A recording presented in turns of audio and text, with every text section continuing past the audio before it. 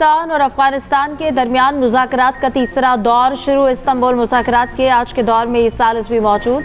अफगान तालिबान तहरीरी वादे करने से गुरेज़ां। ज़राए के मुताबिक तालिबान के रवैये की वजह से सूरत हाल पेचीदा होती जा रही है। गुज़श्ता रोज़ भी मुज़ाकरात का दूसरा रोज़ तकरीबन 11 घंटे जारी रहा। 48 घंटों में मजमूई तौर पर 30 घंटे बातचीत हुई। पाकिस्तानी वफ़द ने मुज़ाकरात में अफगान तालिबान को हतमी मौक़िफ़ पेश किया। अफगान तालिबान की तरफ से दहशतगर्दों की सरपरस्ती नामंजूर। दहशतगर्दी रोकने के मरकजी मुतालबे पर समझौता मुमकिन नहीं। सिक्योरिटी ज़राए के मुताबिक तालिबान के दलाइल गैर मंतकी और ज़मीनी हक़ाइक़ से हट कर हैं। नजर आ रहा है कि तालिबान किसी और एजेंडे पर चल रहे हैं। वज़ीर आज़म शहबाज शरीफ 3 रोज़ दौरे पर सऊदी अरब चले गए। वज़ीर आज़म फ्यूचर इन्वेस्टमेंट इनिशिएटिव के 9वें इजलास में शिरकत करेंगे। शहबाज शरीफ सऊदी क़यादत से भी मुलाकातें करेंगे। तिजारत, सरमायाकारी, तवानाई और अफरादी क़ुव्वत में ताउन से मुतालिक गुफ्तगू होगी। वफ़द में नायब वज़ीर आज़म इसहाक डार समेत सीनियर काबीना के अरकान शामिल। वज़ीर आज़म शहबाज शरीफ की कम्बोडिया थाईलैंड को कुआलालंपुर अमन मुआहिदे पर दस्तखत की मुबारकबाद। एक बयान में कहा, अमन और सिफारतकारी के लिए एक और तारीखी दिन है। अमरीकी सदर ट्रंप का दिल की गहराइयों से शुक्रिया। सदर ट्रंप ने कुआलालंपुर मुआहिदे और गजा अमन मंसूबे में किरदार अदा किया। उन्होंने मशरिक़ी वस्ता और जनूबी एशिया में अमन की कोशिशों में किरदार अदा किया। सदर ट्रंप ने दुनिया भर में लाखों जानें बचाई। मेरे भाई वज़ीर आज़म अनवर इब्राहिम भी खित्ते में अमन और हम आहंगी के लिए मेहनत कर रहे हैं।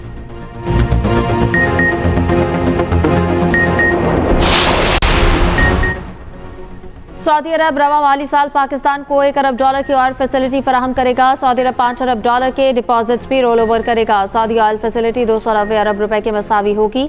वजारत खजाना के हुकाम के मुताबिक $2 अरब दिसंबर जबकि $3 अरब कर्ज जून 2026 में वाजिबुल अदा है। सऊदी अरब माहाना बुनियाद पर $10 करोड़ की ऑयल फैसिलिटी फराहम कर रहा है। सऊदी अरब ने पाकिस्तान को $5 अरब टाइम डिपॉजिट्स 4% शरह सूद पर दे रखे हैं।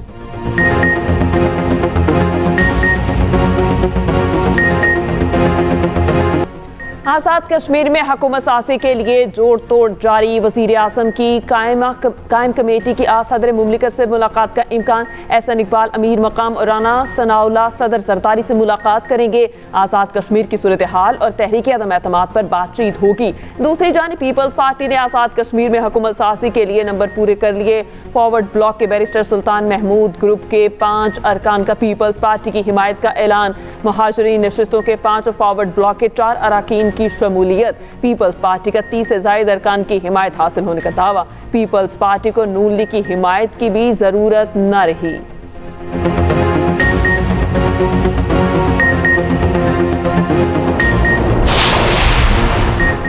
बिलावल भुट्टो की मौलाना फजलुर रहमान से मुलाकात मुतवक्के। ज़राए के मुताबिक मुलाकात मौलाना फजलुर रहमान के घर में कुछ देर बात होगी। मुलाकात में मुल्क की सियासी सूरत हाल पर तबादला ख्याल किया जाएगा। नई कानून साजी का मामला भी ज़ेरे गौर आएगा।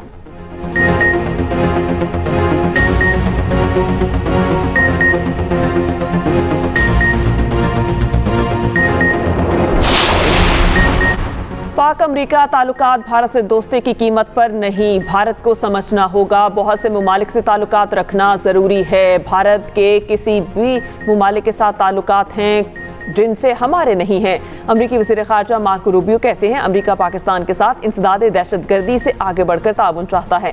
माजी में पाकिस्तान के साथ कई मामलात पर शराकत दारी की। कई मामलात पर हम पाकिस्तान के साथ मिलकर काम कर सकते हैं।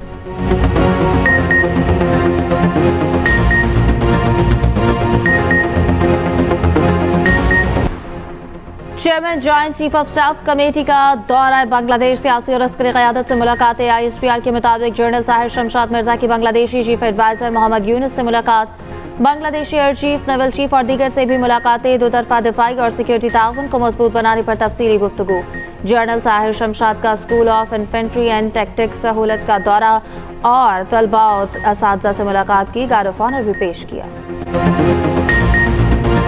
कश्मीर पर भारतीय फौजी कब्जे के 78 साल मुकम्मल। पाकिस्तान समेत दुनिया भर में कश्मीरी आज यौम सियाह मना रहे हैं। कंट्रोल लाइन के दोनों तरफ और पाकिस्तान भर में रैली और मुजाहिरे। इस्लामाबाद में दफ्तर खारजा से डी चौक तक एहतजाजी रैली। सेक्रेटरी खारजा ने रैली की क़यादत की। शहरियों की बड़ी तादाद में शिरकत।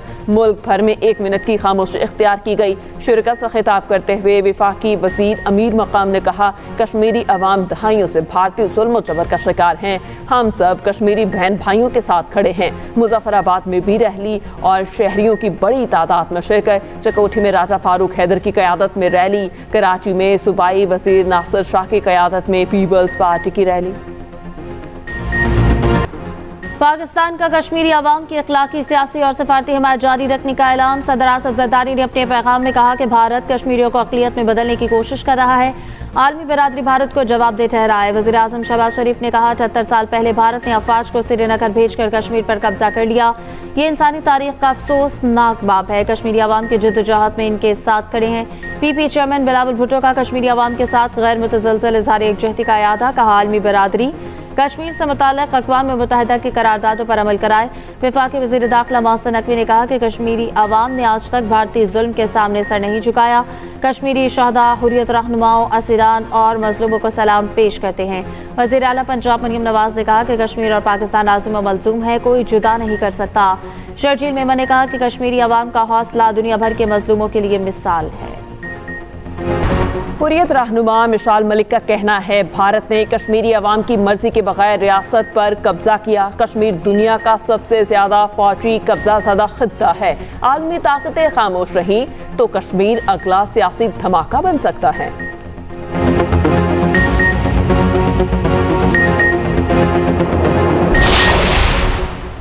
सुप्रीम कोर्ट में नाअहली केस में अहम पेशरफ्त हुई। उमर अयूब और शिबली फराज की अपीलें वापस ले ली गई। बैरिस्टर गौहर ने अदालत को बताया कि महमूद अचकज़ई की बतौर अपोजिशन लीडर तकर्रुरी का नोटिफिकेशन जारी हो चुका। उमर अयूब की अपीलें वापस लेना चाहते हैं। इनकी अहलिया इलेक्शन लड़ेंगी। शिबली फराज की अपील पर अदालत से नोटिस जारी करने की इस्तदा। अदालत ने 29 अक्टूबर के लिए इलेक्शन कमीशन को नोटिस जारी कर दिया। उमर अयूब कहते हैं 23 नवंबर को ज़िमनी इलेक्शन में मुखालिफिन का मुकाबला करेंगे। NA-18 हरिपुर तहरीक इंसाफ और बानी PTI का है। मीडिया से गुफ्तगू में बैरिस्टर गौहर ने कहा कि उमर अयूब की नाअहली के खिलाफ केस पेशावर हाईकोर्ट में ज़ेर इल्तवा है। हमें पेशावर हाईकोर्ट से रिलीफ मिलेगा।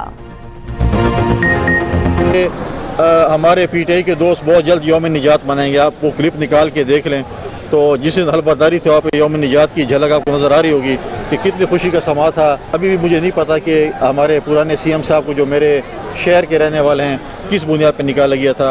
आया उन्होंने मीर सादिक और मीर जाफर का किरदार अदा किया था, आया वो करप्ट थे, आया वो नाअहल थे।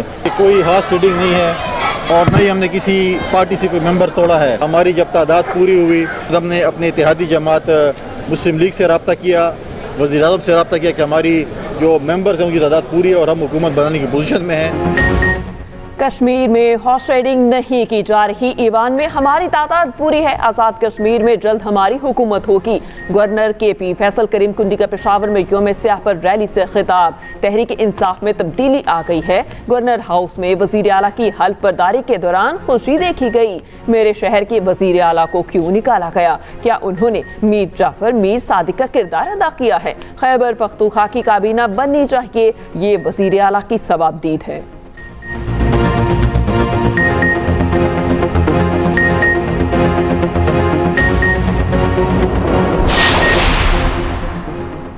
कराची में डिजिटल चालान सिस्टम का आगाज हो गया। वज़ीर आला मुराद अली शाह ने सिस्टम का इफ्तिताह कर दिया। तकरीब से खिताब करते हुए कहा कि डाकुओं के हथियार डालने का ये मतलब नहीं कि माफी मिल गई। सरेंडर करने वाले डाकुओं को कानून का सामना करना पड़ेगा। बिल्कुल अमन और अमान तो नहीं हुआ मगर सूरत हाल बेहतर हुई है। वज़ीर दाखिला सिंध ज़ियाल चार ने कहा कि पुलिस डिपार्टमेंट की बेहतरी के लिए इक़दाम कर रहे हैं।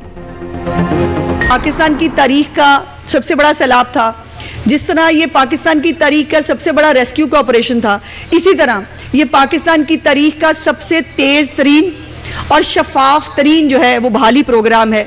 इस इतनी बड़ी मुश्किल से जो है वो निकलने का जो रिकॉर्ड पंजाब ने बनाया है, अपने लोगों के साथ खड़े होने का जो रिकॉर्ड बनाया है, उसकी मिसाल तारीख में तो नहीं मिलती और बहुत मुश्किल होगा किसी भी हुकूमत के लिए इसको जो है वो बीट करना। भारत ने बगैर इत्तलात दरियाओं में पानी छोड़ा। 3 दरियाओं में एक साथ पानी आया। वज़ीर इत्तलात पंजाब अस्मा बुखारी की सैलाब मुतासरीन में फ्लड कार्ड की तकसीम की तकरीब से खिताब। कहा पंजाब को तारीख के बदतरीन सैलाब का सामना करना पड़ा। आजमाइश बड़ी थी, इंतजामिया ने दिन रात काम किया। वज़ीर आला पंजाब के बर वक्त इकदाम की बदौलत सैलाब जैसी आफत पर काबू पाया। सैलाब के दौरान काम करने वाले रेस्क्यू वर्कर्स को शानदार अल्फाज में खराज तहसीन।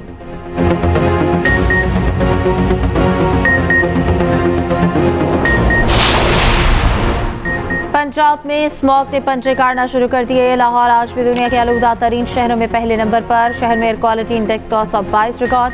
अहमदाबाद पंजाब का आलूदा तरीन शहर, AQI 584 रिकॉर्ड। मशरकी भारत से आलूदा हवाओं का सिलसिला पंजाब की फजाओं में मुसलसल दाखिल।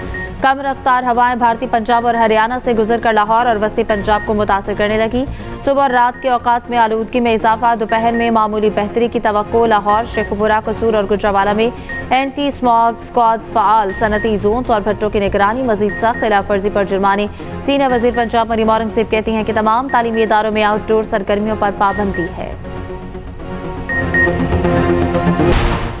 मरी में जंगलात की जमीन पर नाजायज कब्जे के खिलाफ ऑपरेशन। पिंडी पॉइंट पर नाजायज तामीर शुदा प्लाजा और दीगर इमारतें गिरा दी गईं। हदबंदी के बावजूद जंगल की जमीन पर गैर कानूनी तामीरात की गई थीं। वज़ीर आला मरियम नवाज की मरी में तजावुजात के खिलाफ कार्रवाई पर अफसरान और अमले को शाबाश। एक रात में एक मोबाइल से 709 सिम्स एक्टिव हुई। डायरेक्टर NCCIA का लाहौर हाईकोर्ट में इंकशाफ। कहा दस्तावेजात की जांच पड़ताल के लिए शफाफ निज़ाम कायम किया गया है। अदालत की PTA को मुकम्मल रूल्स पर अमल दरामद करवाने की हिदायत। रिपोर्ट तलब।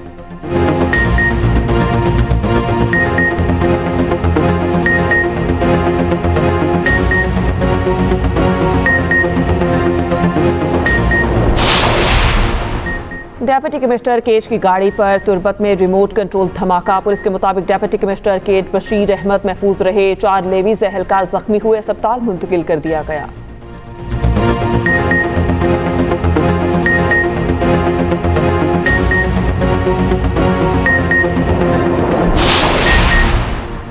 खुदकुशी या कत्ल। गुजरावाला सेशन कोर्ट में स्वीपर की फंदा लगी लाश बरामद। पुलिस के मुताबिक सुफियान जुमेरात से लापता था। गुमशुदगी की शिकायत दर्ज थी। अदालत के बलाई कमरे से बदबू आने पर कमरा खोला गया तो लाश मिली।